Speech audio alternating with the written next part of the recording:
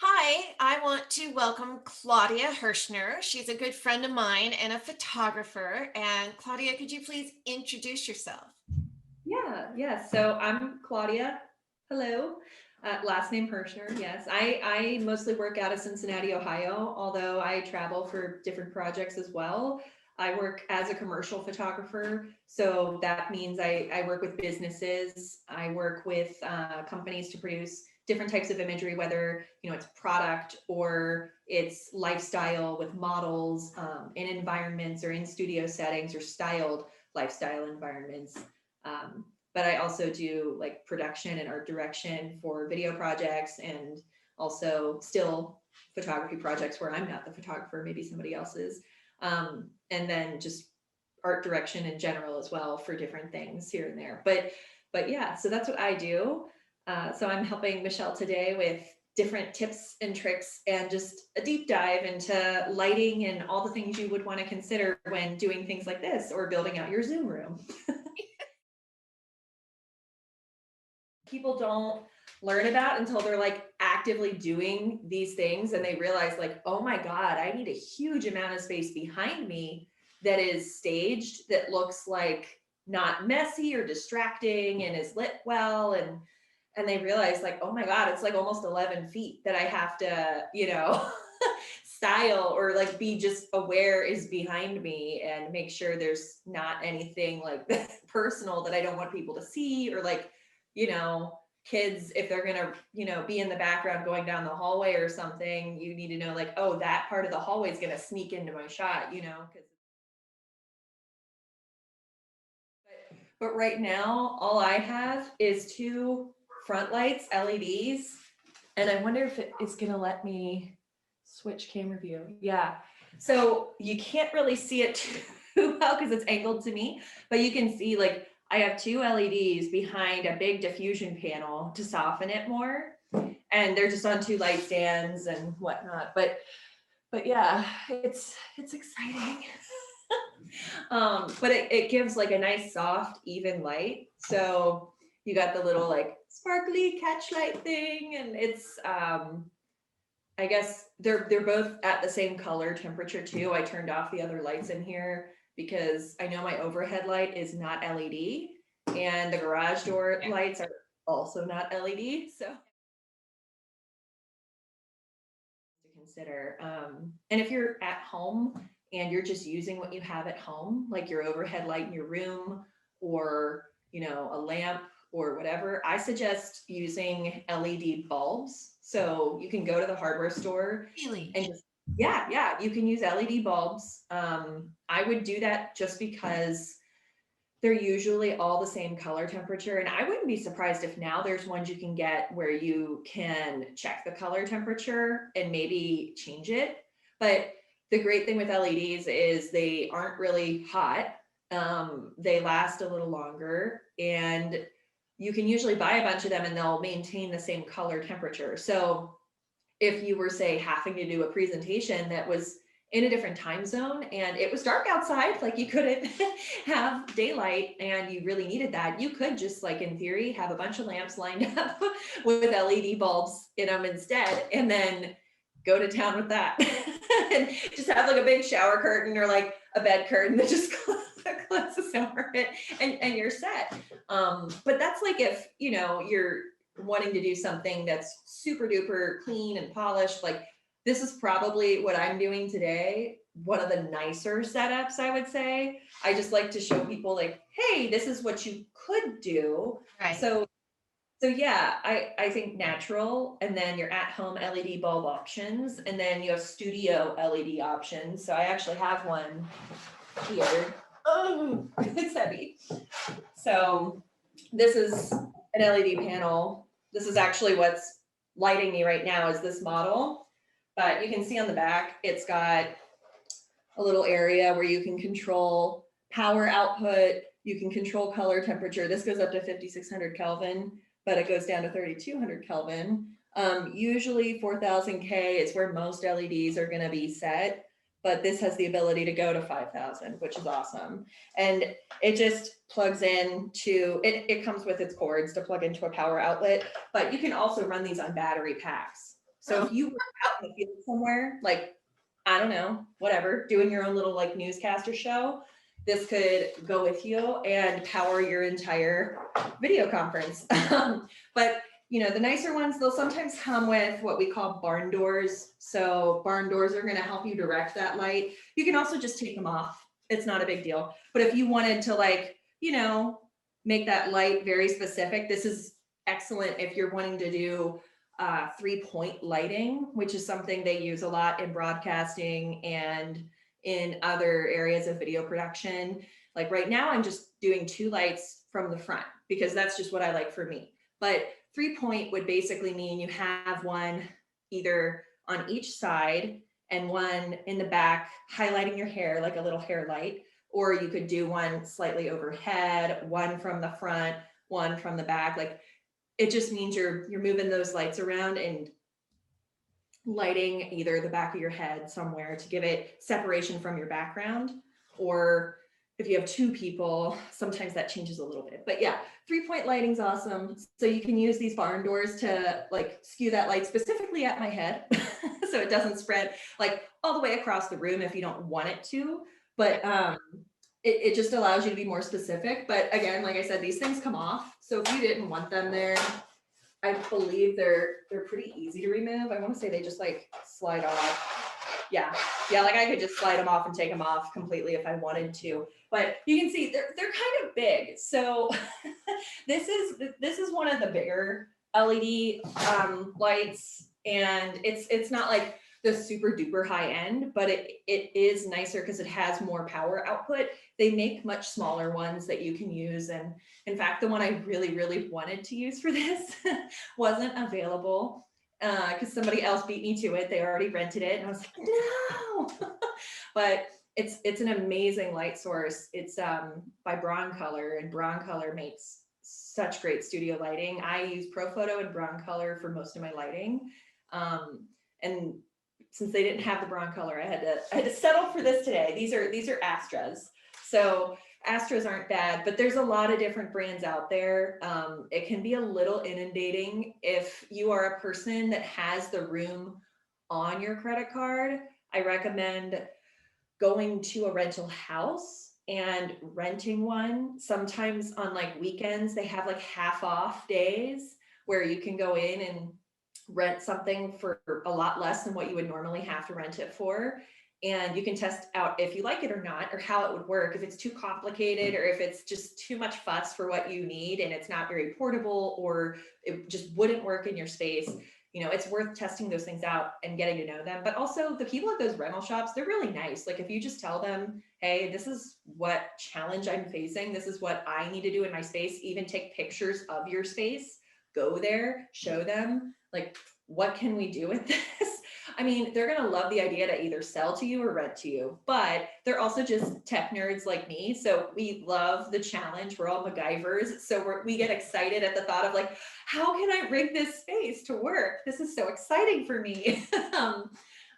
It's something I would definitely recommend if you know that you're going to have to do a lot of these, or you know that you need to take it to a more professional direction, like video podcasts or vlogs or something. If you know you're going to be like a keynote speaker somewhere and you can't leave wherever you are, you like don't want to go, you're in quarantine, whatever, but you need something nice looking. Those are situations I'd recommend checking out a little bit. And I think one of the things that definitely makes a difference in ring lights or any kind of lights is some type of diffusion between you and the light. So like you saw on mine, I had that big sheet, and I think I used it when we did your headshots too. It helps even out the light, and it also just kind of helps diminish any harsh highlights that you're going to get on your face. So, and depending on the source you use and the diffusion method you use, like if it's a big curtain, or it could be a shower curtain, it could be like a soft white shoot through umbrella, like whatever you've got, or a bed sheet. Yeah, like that'll help a little bit with softening it. It just depends again on like how powerful that light source is to begin with. Because for me to diffuse the light, it has to be pretty powerful because it is going to cut the light down in terms of power, but it, spreads and softens it a little bit more evenly as well. So you want to start with something more powerful. But that's why we also say, like, when you're using natural light, if you're able to face into a window and use curtains, or if it's an overcast day, that's amazing. It basically just did it all for you. but, but yeah, that quality of light, if it's going to be natural studio or whatever you have at home, and then some level of diffusion and light control somewhere. Another element that I think people forget about is bounce. So bounce is like all about, the space you're in Uh-huh. and how that space is reflecting all the light around you. So like white, soft light grays, like those are going to help bounce the light and amplify the light source that you're using. And then like medium to dark gray to black, like anything that's past that 50% mark, it's going to absorb a lot of light and you're going to lose light. So if you're working with a weaker light source, maybe your light isn't super duper powerful. If you shoot in a lighter space with white around you, you're going to amplify that light a little bit more. You'll help it work. And also it's going to, bounce light up into your shadowed areas. If you're a lady, it'll flatter you more. It'll help like soften those shadows on your face. And like I'm shooting with this white table, so it's bouncing back up at me anyway. So it's gonna help fill in some of those shadows. But if you don't have a white table, you could just get like a white foam core board from Michael's or any kind of craft store and Oh, just set it wherever. You could even set it out of frame, like just push it a little bit out of frame and it'll still do it. It's just a little out of frame. Like say this table was black and I really wanted a black table for whatever reason. I could just push the board to like right about here and okay. that's out of frame, but that's like still over here that you can't see. That's like 3/4 of the table. That's not visible. All right. So So I have a black desk. I can just go get a white poster board and stick yeah. it up. All right. Oh yeah, definitely. And yeah, if you're working in a space too, like with the LED, that's like if you have that one light source, or if your light source, like you said, you have natural light coming from one side. Mhm. If you have noticed it's a pretty nice day outside, the light's pretty powerful. Another thing I love is when you bounce that light back at you. So that natural light's going to come in. And if you have something on this side that the light can hit and then it can bounce it back at you, it'll like almost reflect it back. You can at least get some fill light. So that's what we'll call fill light. And with that, you could go to the craft store and you could use a foam core board, but they also have those fun, like, um, they're almost like project boards that fold out into threes so that you can, do things. They usually have them in black, but they also have them in white. And that's something that you could like unfold and stick at the other side of your desk and it'll stand up on its own and it'll help bounce some of that light back at you to, again, like fill in shadow. If you're working in a space that, say is kind of dark and you don't have a lot of flexibility to change the wall color or change these other things, you're just stuck with what you have. Like Yeah. that's an awesome thing to use too. So like bounce is your friend. Any time you can, experiment and play around with that in your space is great because you'll learn more about like what light is doing in your space specifically, but it'll help you too when you go somewhere else that's different and you'll understand better what the light is doing in that space and understand, okay, this is what I need to do to fix it. So I need to have this and this and this to be ready to set up my space because I mean, I feel like people have a go-to and they bring that everywhere with them and set it all up. And for the most part, that can work if you have like LED lights or whatever, and you have a relative amount of control over everything. But, if that environment you're shooting in is different enough that it's going to affect like all the ambient light around you or how that light spreads or even your sound quality, like that stuff it's going to impair your ability to have that consistency that you're used to, and that people are probably used to in your videos when you're meeting with them or whatever. So yeah, definitely things to consider. Okay, on video. Yeah. Prints or solids? It doesn't matter. It's interesting. Like, I really think it comes down to your audience, honestly. I think that prints can be really fun. Okay, And I think that they can definitely brighten up a meeting. Like, that's cute. You could wear that against the background you have right now. that's true. Like this Yeah, is I a bit couldn't. more distracting than this, which is a bigger kind of print. Yeah, and I think if you're ever concerned about it too, like having something to layer that is solid to break it up a bit is good. And then are those like stripes or refined prints? They're little dots. I thought I'd bring in guy clothes too. So what I will say though about prints, I would say avoid small dots in very tiny prints or textures. You Okay. could even say, because depending on the video you're using or the camera or iPad or device you're using, you might actually create a problem for the camera to figure out how to replicate or capture that pattern. We call it moire in technical speak. And what it is it's an issue that the camera has with discerning high contrast areas right next to each other. Okay. And what ends up happening is you'll see it sometimes when you're shopping on clothing sites. There might be like a pattern or something, but for some reason it looks like a weird wave of Yeah. noisy Okay. visual, and it can look bad. So if you're ever worried about that, I recommend maybe testing it out with a friend to see if your camera or your device is prone to moire issues. And if it's not, awesome. If you aren't sure and you just want to be safe, like solids will definitely not give you that problem. But highly textured, patterned items, like if it's a really like tweed, for instance, or houndstooth. If it's a small houndstooth pattern, it might be an issue. But I think like what you're wearing right now, that would be fine. And I think it just depends on the audience. I think solids look great. I think patterns like what you have look great. It would just depend on who you're talking to and if they're going to appreciate it like you do. Like, Glasses. yeah, so if your glasses have heavy glare, I suggest not using them. There are some glasses that I know that sucks, right? Because I'm blind, but I'm Who's wearing, Brandon? but they do make types of lenses that have anti-glare, no glare. I've worked and photographed a few different people who have and use those types of lenses, and they're amazing, like so amazing.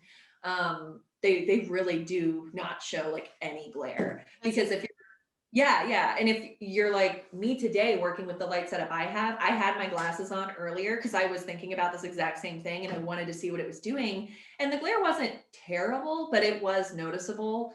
Not knowing how my audience is viewing me, they could be viewing me on an iPad or a laptop or a giant screen in a meeting room. So like it could be perceived as like a tiny little thing that doesn't matter on an iPad screen. But suddenly, if you're like in a meeting room blown up and like 10 people are watching you, you might not be able to see it, but they will. So Right. it's something to definitely consider. And I'm trying to think if they have that kind of anti-glare at places like lens crafters or whatnot. I want to say most places offer it.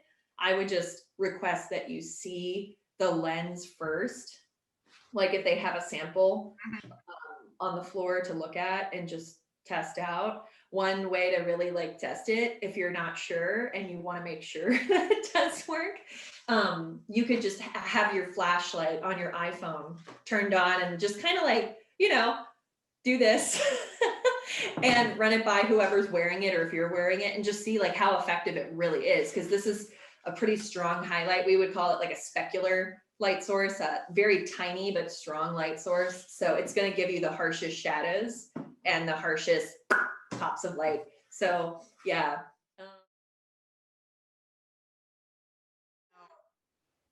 The ring light, though, how high should it be? So right now it's blinding me, basically. Yeah, yeah. The lights I have, they're kind of blinding, but to give you perspective, my lights are probably 12 feet away from me right now, Oh, oh. Hmm. maybe 10 feet away from me, but they're very powerful. So I would experiment with how far you can get your light away from you, and it creates a cast or like a spread of light that's flattering. You could even have like a friend stand in for you and just hold the light yourself and back away from, where it normally would be, and just see what it looks like when you move back, because it's kind of hard to understand it until you actually do it. And Right. depending on the light itself, they're all going to behave and spread light in different ways. So like your ring light is going to do a completely different type of light spread than the ones I have here versus maybe like, somebody's light bulb. They'll all be very different, but I recommend definitely playing around with them. I wouldn't be surprised if your ring light actually needs to be like 5 or 8 feet away from you specifically. So like what I like to recommend is if you have a mix of daylight, and depending on the device you're using too, it's going to have its own native color temperature. Um, I would recommend seeing in your, like, if it has a little user manual, what it says its color temperature output is, um, and trying your best to match that. If it has the ability to change color temperature, like you can adjust it to different settings, that's Yeah. awesome. Um, Usually daylight is going to be around 5,000. I always default to 5,000 Kelvin. That's what I default in general to when I'm shooting with my camera or anything else. It's just a good starting point. And that's actually what I have these LEDs set to right now, is 5,000 Kelvin. This is now Um, 5,000. Yay! Yeah, and it'll help balance it a little bit. And So for normal people who aren't geeks like us, and they're stuck with lamps and things, yeah, where should they put lamps? but yeah, I would suggest having your lamps probably placed right around, what is this, 2 o'clock and 10 o'clock for me. Mhm. Just a little bit of 45 degrees in. So yes, that's what I would do.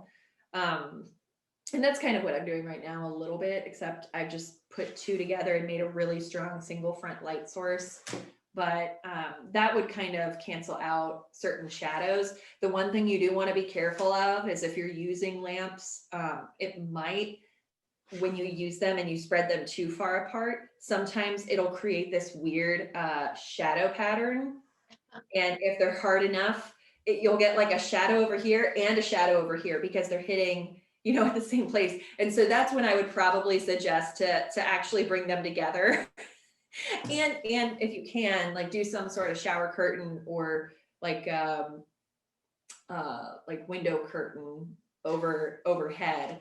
And I want to say IKEA or other places have those really awesome like little metal strings, almost like a clothesline that you can just Oh, install anywhere. Like, it doesn't have to be in a window. You could screw it up into your ceiling and just slide it over, and suddenly you have something to diffuse all that light. So you could check those sorts of things out. There's a lot of stuff out there to just kind of rig things. And if you're somebody that also just doesn't even have the time or patience for that, I have things on my ceiling right now that they're just those simple little white hooks that you screw into the ceiling. oh, And yeah, like you could even just, get a bed sheet, or yeah, like get a white curtain that has the little rod like hook yeah. circles in them already, and you could just hang one on each side like that. They usually can support the weight. Um, that's pretty easy to install, like no fuss, no tools really. You just, screw those in. If your fabric's kind of heavy, or you're worried about it being too heavy, or maybe you just want it to be really taut and you want it to stretch all the way across, I mean, you could, I guess, anchor them in if you wanted to, but it might not be necessary because usually the fabric you want it to be a certain degree of translucent. Like you don't want it to be so solid that you can't see through it. Right. So yeah, yeah. We usually in our business will say it's like a full stop, a half stop, a quarter stop, like of diffusion. And I think what I'm using right now, I want to say it's a half stop of diffusion. Yeah, I think that's right. Yeah.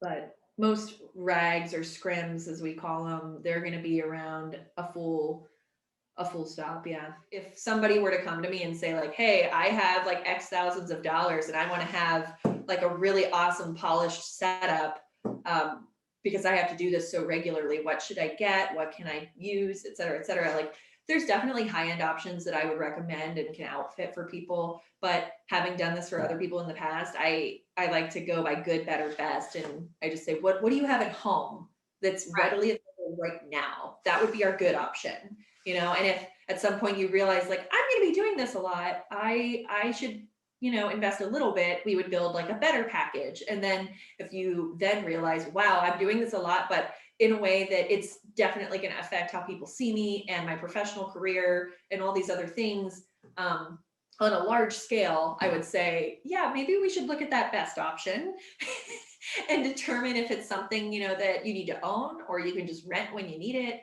And you just make that decision of cost, what works for you. But I think most people are going to be able to get by with stuff that they have in their home and using what's available to them. Like I could have, in theory, used natural daylight today, but it ended up raining and being horribly overcast where I am today. So again, like that's a really good example of why I can't rely on those types of things all the time, because yeah, I have a deck, I have an area where I can get amazing natural light when the sun is out. Right. But the second it's not, what am I supposed to do? So it's good that I have a backup like this. And knowing that I can go and rent these is nice, but also I'm in my garage right now, so I can isolate myself from everybody else pretty easily, and it's relatively soundproof. But if I didn't have fancy studio lights here, like if you were a normal person at home shooting in your garage too, that overhead light above me, if I turn it on, it can give a decent amount of light out. If I just changed that bulb to an LED bulb and the garage like door opener lights to LED bulbs, and I just had them both on for my meeting, they might actually be suitable enough. I would probably just put one other lamp. I bring another lamp in from my house that has an LED bulb and set it in front of me, and then get like, a curtain or something that I can just pull over, and then I have a nice soft white light source. That's probably what I would suggest if I didn't have all this fancy studio stuff here.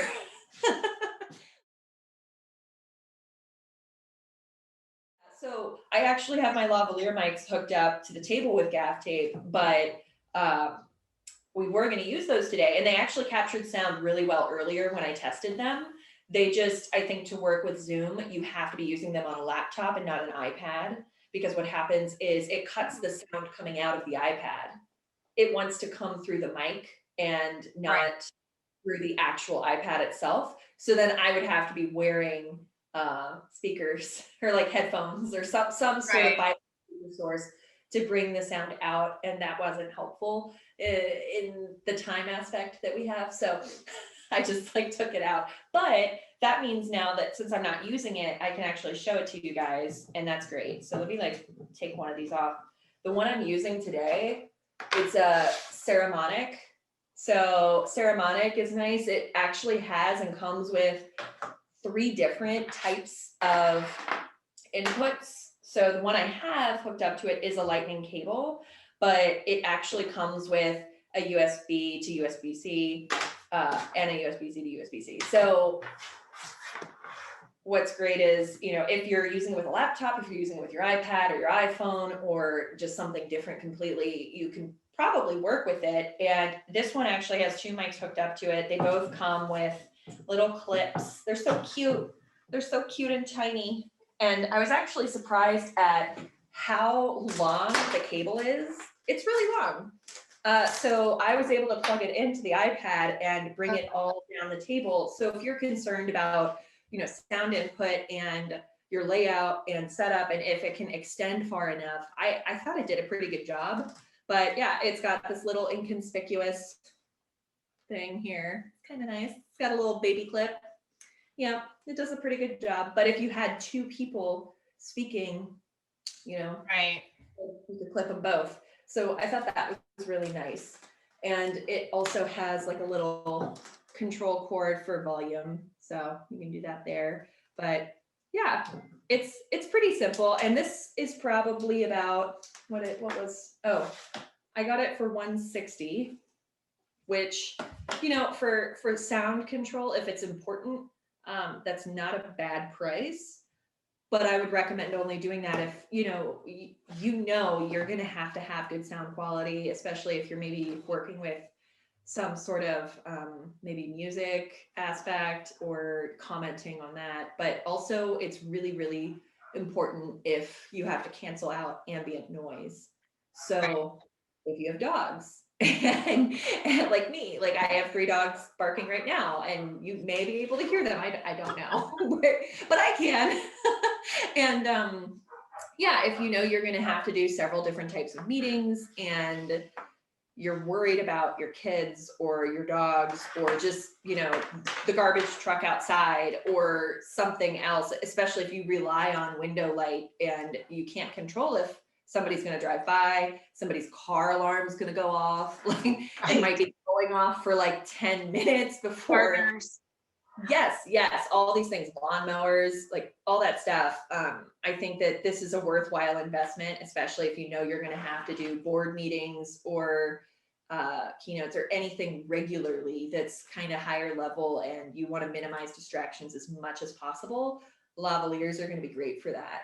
So yeah, that's basically all my noise and audio talk, but